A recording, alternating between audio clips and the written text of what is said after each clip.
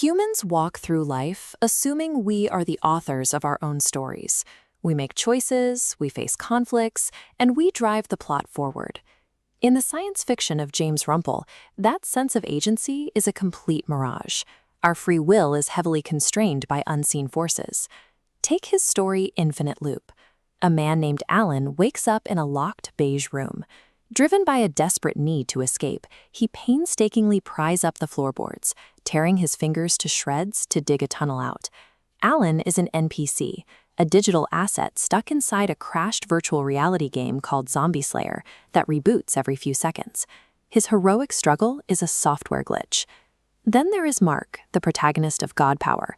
He is abducted, strapped to a chair, and tortured by a secret society that wants to exploit his rare ability to grant wishes. The catch is that his ability only activates when he desires something with absolute, total conviction.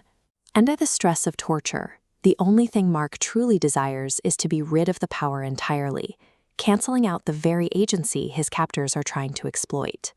At the micro level, Rumpel's characters constantly push against the walls of their reality. They suffer from the persistent illusion that they are in control of their fate, only to realize the box they are trapped in was built by someone else entirely. So what happens if a human actually does acquire the power to bend reality to their will? Rumpel explores this in Amortius. In the year 2021, a 12-year-old girl named Esther Holman finds a strange golden pendant on a Coney Island beach. Holding the artifact, she makes a perfectly innocent, empathetic wish. She asked that no human being would ever die again. Decades later, the Earth is a gray, starving wasteland. Because death is physically impossible, the population has exploded. Billions of emaciated people are packed into plastic storage boxes, stacked in massive city lots, fully conscious but unable to pass away. Human desires in these stories do not bring salvation. They trigger cosmic traps.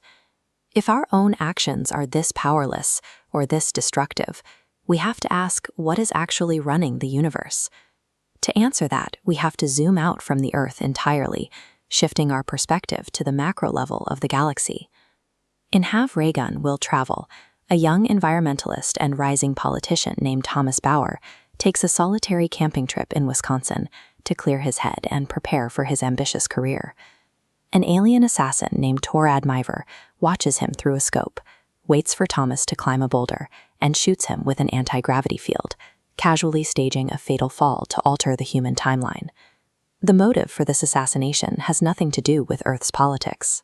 Thomas is killed solely because his death ensures his future grandson will invent a specific type of pastry that a wealthy alien race finds delicious. The sheer indifference of the cosmos is even sharper in Reset. An advanced alien exploration crew traces a distress signal to our solar system, only to find that Earth's atmosphere is toxic and all biological life is extinct. The crew discovers that humanity survived by uploading our collective consciousness into a moon-sized supercomputer, blissfully living out a simulated recreation of our past. The aliens process this information, decide that waking us up or making contact isn't worth the effort, and simply turn their ship around to continue their original mission. In the wider cosmos, humanity serves as a minor nuisance to be pruned, or a forgotten backup file left spinning in the dark. Rumpel pushes this macro-level cynicism to its absolute limit in a story called The PFL. This is a digital scoreboard tracking planetary statistics. Literal gods, multi-dimensional monsters, and advanced beings use entire civilizations to play a galactic version of fantasy football. The beings check their stats for the season.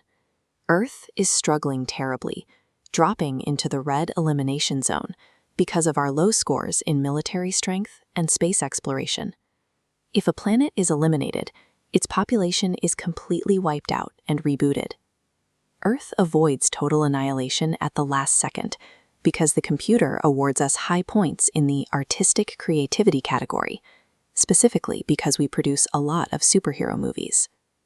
Our entire existence, our history, and our survival are subject to the trivial games and scorecards of beings who barely notice we exist. If we are cosmically insignificant pawns, is Rumpel's view of humanity entirely bleak?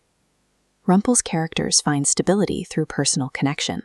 In Exchange Program, a bullied, unpopular teenager applies to what he thinks is a comic book contest, only to accidentally swap bodies with a terrifying six-legged alien insect. Instead of fighting, the boy and the alien cooperate. The boy uses human teamwork to help the aliens harvest nectar, while the alien uses the human body to mature and gain confidence. They improve each other's lives through simple, pragmatic collaboration. Similarly, in Between Worlds, a stagehand from 1960s Las Vegas finds himself trapped in an interdimensional void, hiding from an advanced army of alien soldiers. He relies on individual ingenuity. By using a stolen talisman and basic earthly sleight of hand, he tricks the alien commander and traps the superior force in the void, allowing himself and a companion to escape. We may be trapped in simulations and manipulated by indifferent gods. But Rumpel suggests that in a vast, uncaring universe, survival relies on small-scale resilience and the individual ingenuity required to navigate the voids of space.